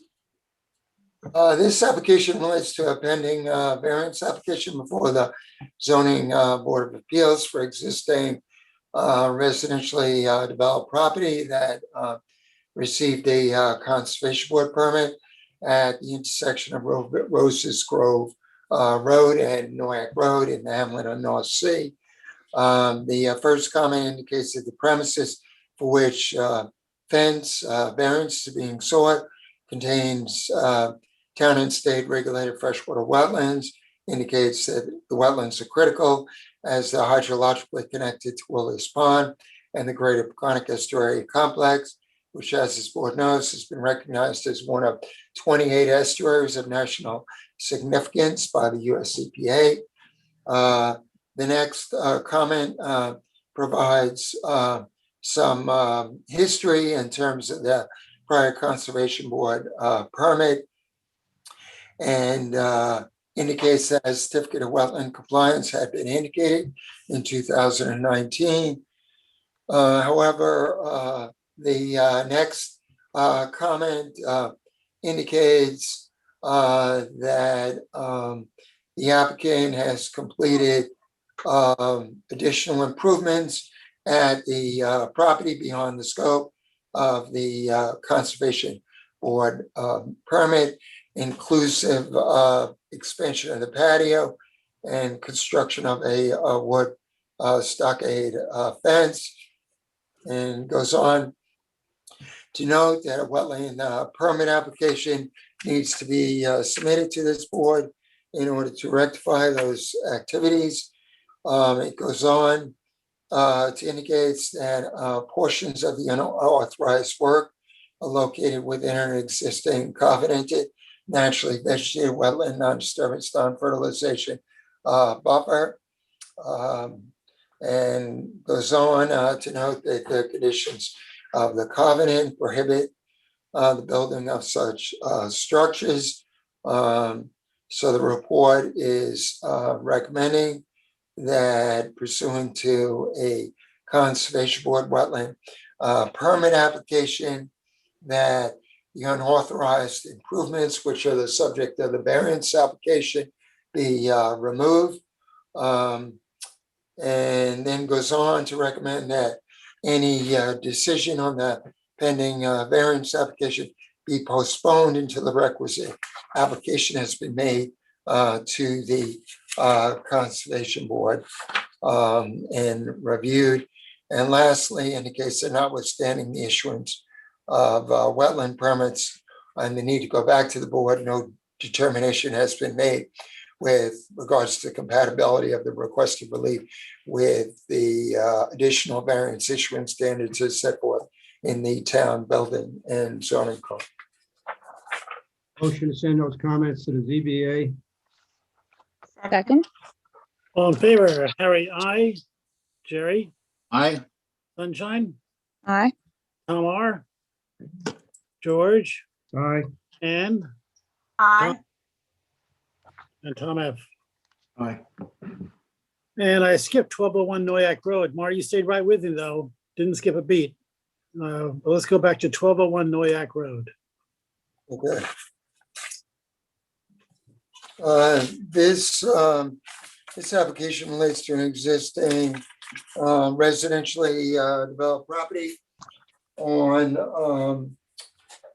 Noyak Road, just past Woolly Pond. I'm sure all the board members have noticed the construction that's been going on in this property for some time. It's a very large residence that used to take access off Noyak Road. The residence has been altered so that now access is being taken off the private road known as Kendall's Lane. So this is a pending application before the Zoning Board of Appeals. The applicant is seeking principal structure, front yard setback and accessory structure setback relief. Its residence is located within the jurisdiction of town and state regulated wetlands. It's also located within town's high priority water quality improvement zone. The next comment indicates, provides some history with regards to an administrative wetland permit that I had issued that allowed for certain improvements on the property as well as installation of a new IAOWTS. The third comment indicates that the survey that was submitted with the pending variance application is generally consistent with the survey that I had approved with the administrative wetland permit. However, it now shows tennis court beyond the 200 feet wetland permitting jurisdiction that would be built in addition to the improvements that I have so far authorized. There is concern regarding the tennis court as it will necessitate removal of a very large historic American beech tree. The tree ranks as one of the great trees in the neighborhood. The report indicates it needs to be preserved.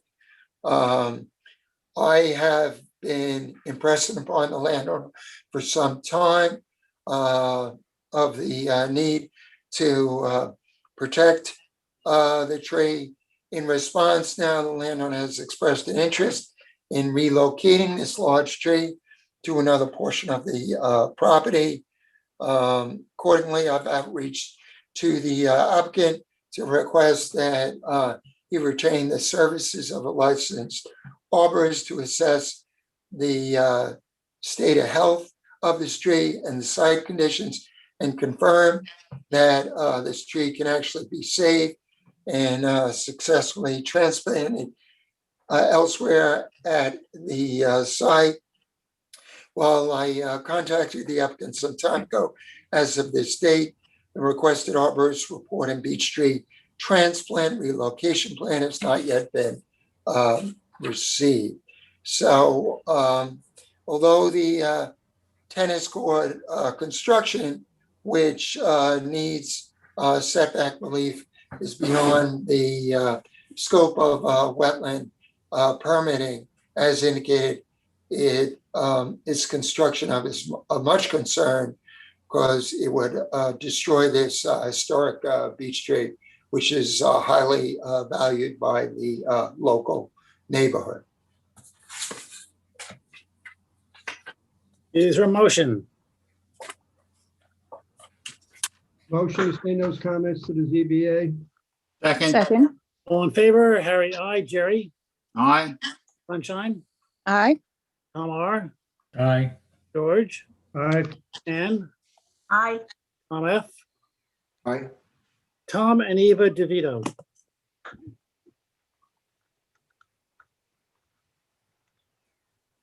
Just give me a second here.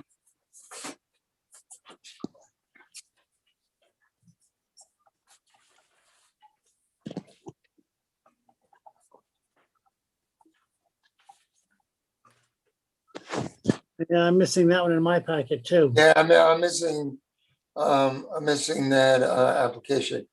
I'm missing that report. As such, I would recommend that you postpone review of this variance application until the next meeting, so that board members can get a copy of the recommended advisory report prior to the meeting. Is there a motion to adjourn for 2 weeks? So moved. Second. Second. In favor, Harry, I, Jerry, Aye. Sunshine, Aye. Tom R., Aye. George, Aye. and Aye. Tom F. And we'll go on, the administrative wetland permits in your packets, and we'll move on to the resolution of conditional approval. A 020001, Michael J. Kavanaugh and Emily A. Kavanaugh. Any discussion? Move to issue. Second. Resolve that a conditional wetland permit approval granted to Michael J. Kavanaugh and Emily A. Kavanaugh for the proposed project upon the terms and conditions set forth therein. All in favor, Harry, I, Jerry, Aye. Sunshine, Aye. Tom R., Aye. George, Aye. and Aye. Tom F. Aye.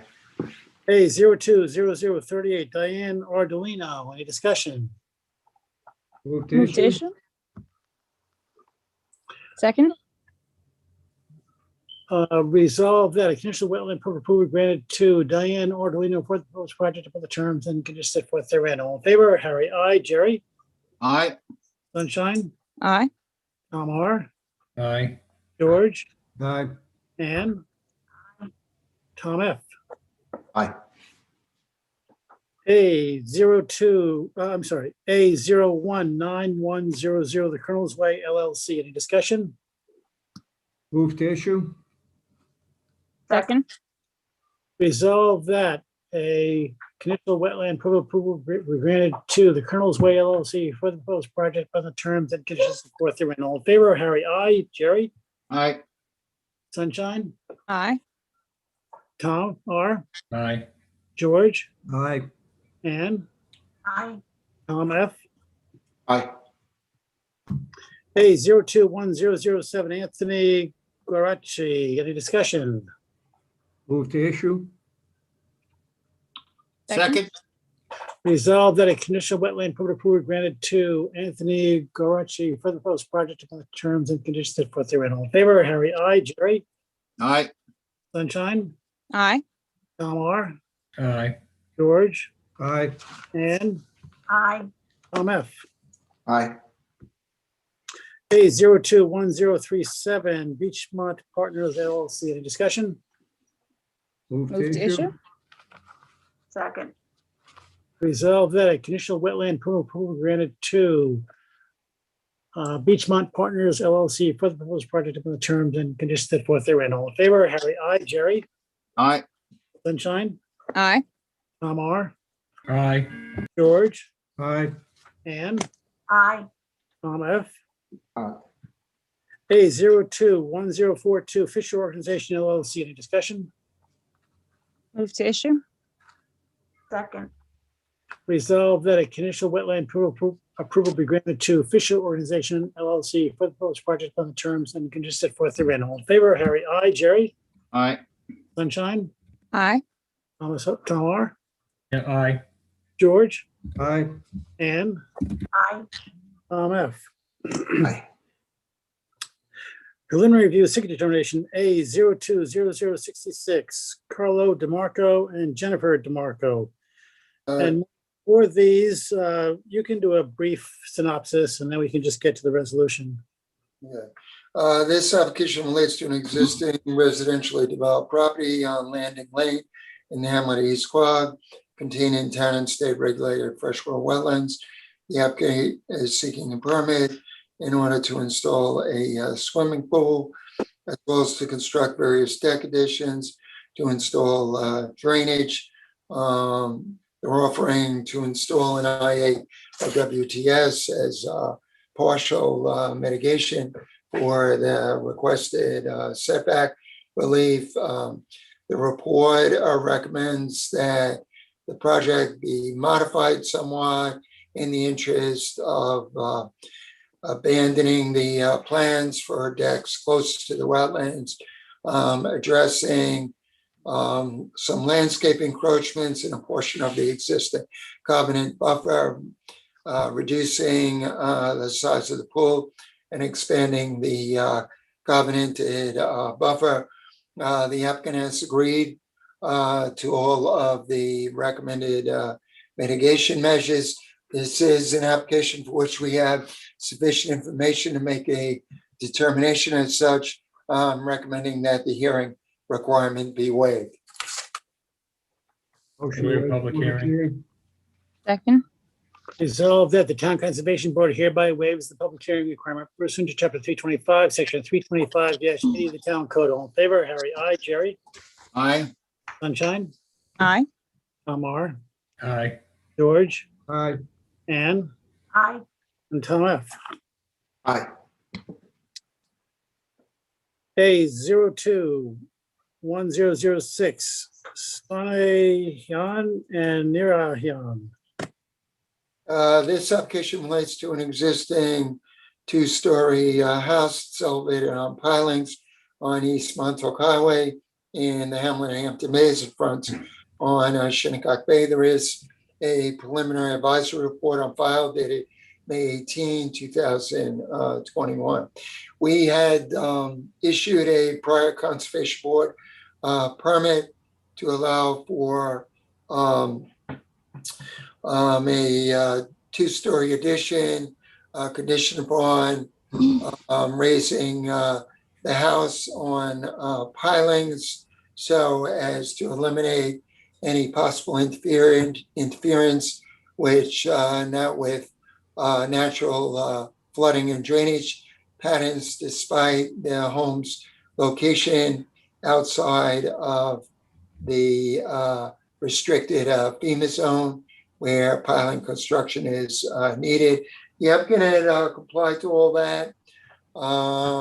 However, they had made some minor changes in the configuration of the stairways and balcony, and also did not complete some of the required remedial measures that involve taking out some side lot retaining walls.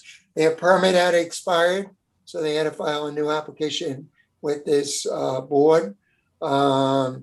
They have agreed now to comply with all the terms and conditions of the original permit. And again, the construction changes are very minimal.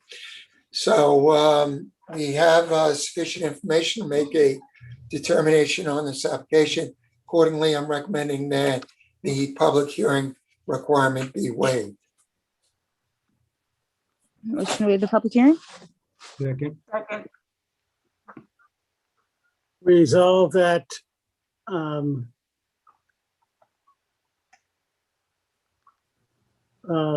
let's see, I've got a different resolution there. Give me a moment here. Here we go. Resolve that the Town Conservation Board hereby waives the public hearing requirement pursuant to chapter 325, section 325-80 of the Town Code. All in favor, Harry, I, Jerry, Aye. Sunshine, Aye. Tom R, Aye. George, Aye. Ann, Aye. Tom F. Aye. A 02-1024, Alistair Paul and Marianne Paul. Applicant requests postponement till June 23rd. Is there a motion? Motion to postpone until June 23rd. Second. All in favor, Harry, I, Jerry, Aye. Sunshine, Aye.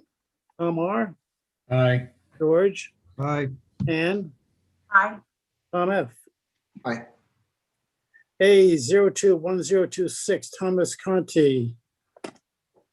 This application relates to a flag lot in the hamlet of West Hampton. It's a vacant wooded property. A portion of the property was previously cleared and is being maintained as a lawn. Property has frontage on Beaver Dam Creek. When I reviewed the historical records for this property and visited the project site, I had found that the pre-existing lawn area on the eastern end of the property had been expanded upon without permits. I also found that they had commenced some tree cutting with a planned driveway came in. So the westerly or southerly portion of the property is wooded. The northerly or easterly part of the property is cleared lawn. I have recommended significant modifications to the project plans. I have recommended that the house be shifted to the pre-existing lawn area in the northern portion of the property. I have also asked that they abandon the plans for construction of a swimming pool and deck on this property in the interest of maximizing protection for the site as relief from the required setbacks is needed. So I did provide a modified project sketch to the applicant, which would simply call for the building of a residence and pervious drive and IAOW TS with the house located in the northerly easterly lawn area. The remainder of the property, which is mostly wooded, would be preserved. This is an application for which we have sufficient information to make a determination. As such, I'm recommending that the hearing requirement be waived. Motion to waive the public hearing? Second. Resolved that the Town Conservation Board hereby waives the public hearing requirement pursuant to chapter 325, section 325, 80 of the Town Code. All in favor? Harry, I. Jerry, Aye. Sunshine, Aye. Tom R, Aye. George, Aye. Ann, Aye. Tom F. Aye. A 021034, Martin Vidgefinkel and Juliet Jelima. Mr. this Chairman, I have application- to recuse myself on this, so I'm just going to log off.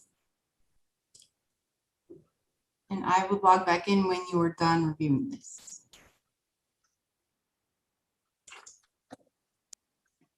This application relates to an existing residentially developed property on Peconic Bay Avenue in the hamlet of North Sea. The property contains town regulated freshwater wetlands. There is a preliminary advisory report on file dated June 3, 2021. The technical report is 7 pages long. I do recommend that the board members review this report. Landowner at this time is seeking to get the board's approval to construct a pool and a deck addition on this property. Landowner would also be installing an IAOWTS on the property. There is an existing covenant to buffer, which is not shown on the survey.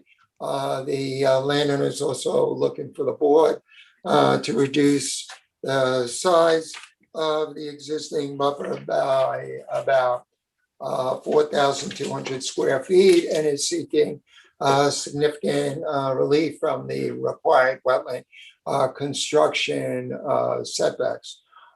This is an application for which significant additional information is needed in order to make a determination. As such, I'm recommending that the public hearing requirement, or that a public hearing be held for this application. What date? Motion to schedule a public hearing July 14th. for July 14th. Second. Resolved that the Town Conservation Board hereby schedules the public hearing for July 14th, 2021, and a notice of public hearing be published in the town designated newspaper pursuant to chapter 325, section 325, 8C of the town code. All in favor, Harry, I, Jerry, Aye. Sunshine, Aye. Tom R, Aye. George, Aye. Ann, Aye. and Tom F. Aye.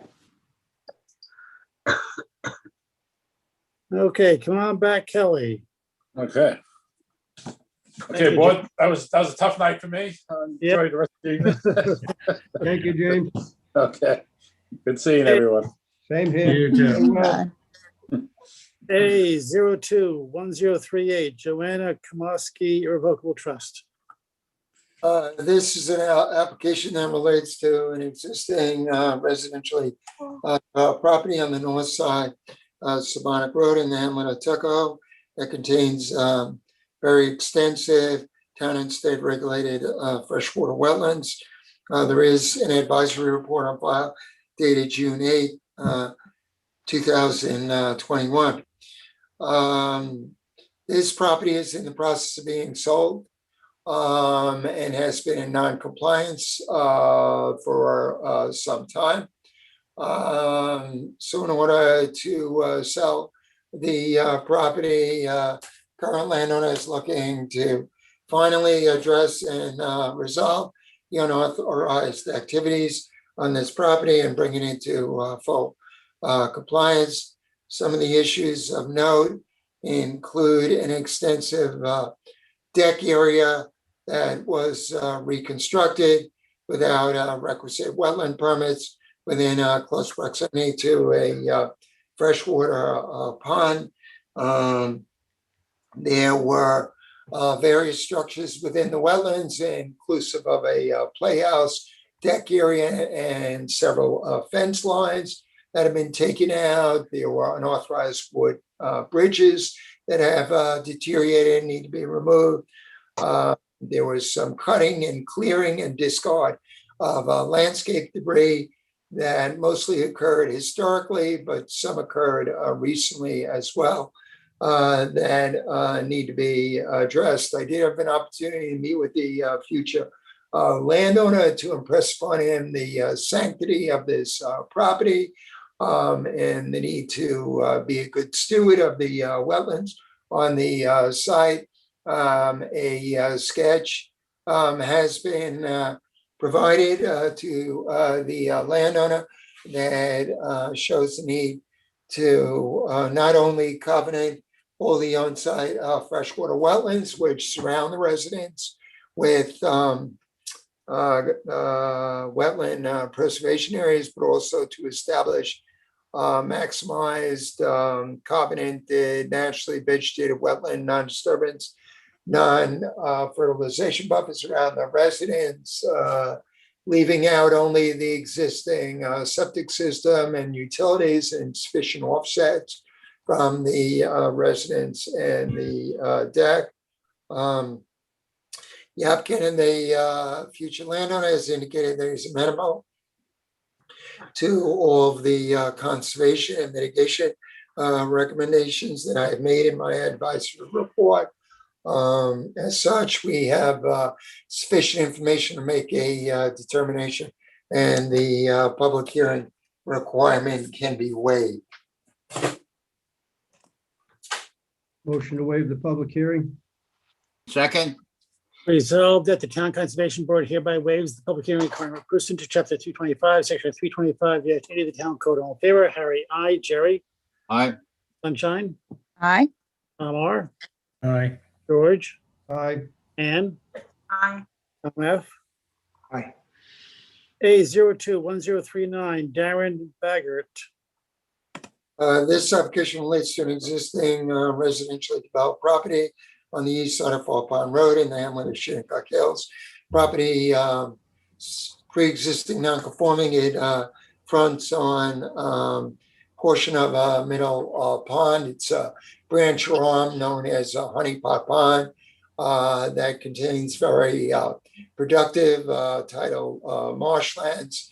Landowner had approached us a while ago and expressed an interest in constructing a swimming pool on this property because of the sensitivity of the site. We indicated that the only opportunity for constructing a pool would be on the roadside landward portion of the existing house. The applicant has since come forward with a plan that does just that and ensures that 2-foot vertical buffer separation would be provided for between the base of the pool and the existing groundwater. I met with the landowner at the property recently. At such time, I indicated as mitigation for this, the on-site wetlands needed to be preserved and covenanted, and that because he has existing lawn on the seaward side of the house, that the majority of that lawn would need to be taken up and restored to natural vegetation, leaving the opportunity to create a 4-foot wide pervious pedestrian path to a future elevated light penetrable catwalk over the marsh to provide for kayak access. There is a sketch that was provided to the landowner. While I initially sought to have that buffer extend right up to the very edge of the deck, the existing septic system is on the seaward side of that deck. So I maximized the buffer up to the septic system, leaving open the opportunity for an upgrade to an IAOWTS in the future. There was the seaside deck had been reconstructed without requisite wetland permits. Small patio area had been in as well. Those structures can be legalized. The applicant has agreed to all these recommendations in terms of mitigation. Consequently, we have sufficient information to make a determination, and the public hearing requirement can be waived. Motion to waive public hearing. Second. Resolved that the Town Conservation Board hereby waives the public hearing requirement pursuant to chapter 325, section 325-80 of the town code. All in favor, Harry, I, Jerry, Aye. Sunshine, Aye. Thomas R, Aye.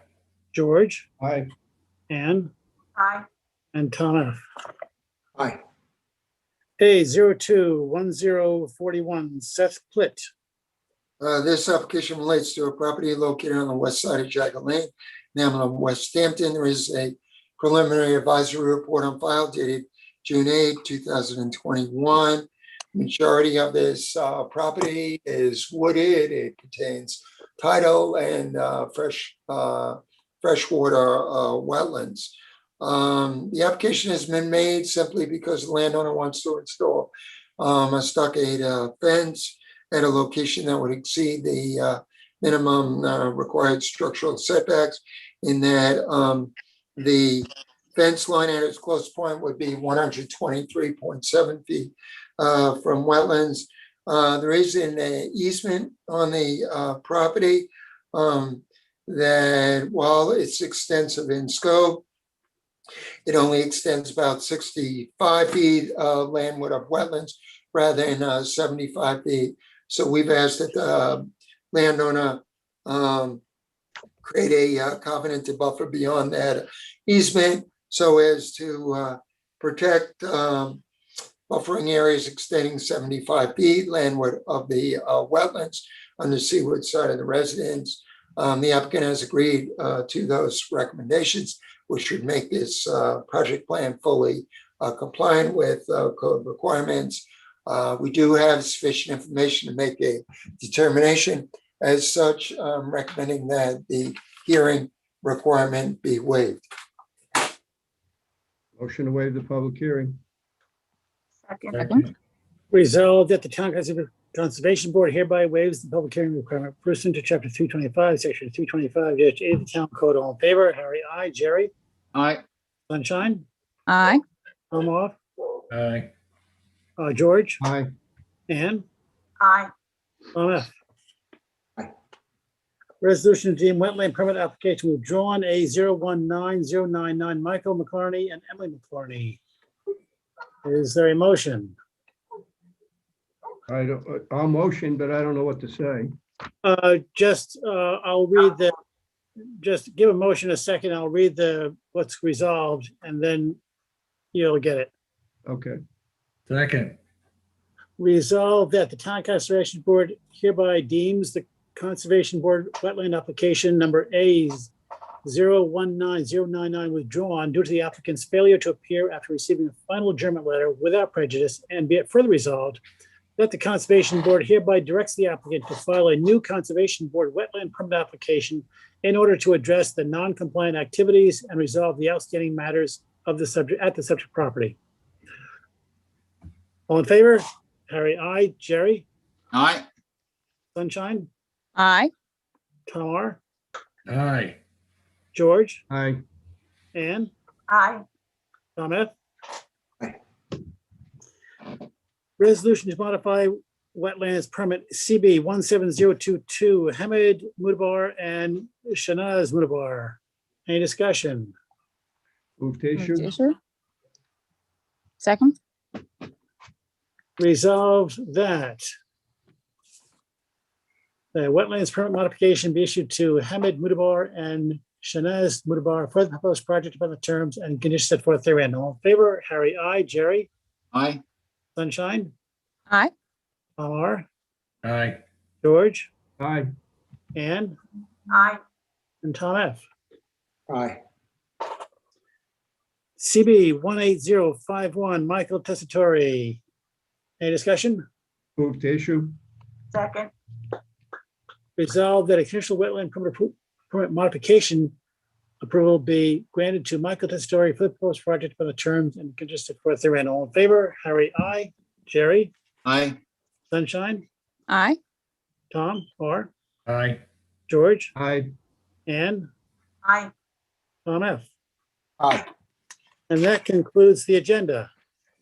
All right. Michael, thank you. And Tom, welcome aboard. Yes, welcome, Tom. Nice to meet you. You too. Thank you, guys. Is there a motion to adjourn? So moved. Move. Second. All in favor? Harry, I. Jerry, Aye. Sunshine, Aye. Tom R, Aye. George, Aye. Ann, Aye. Tom F.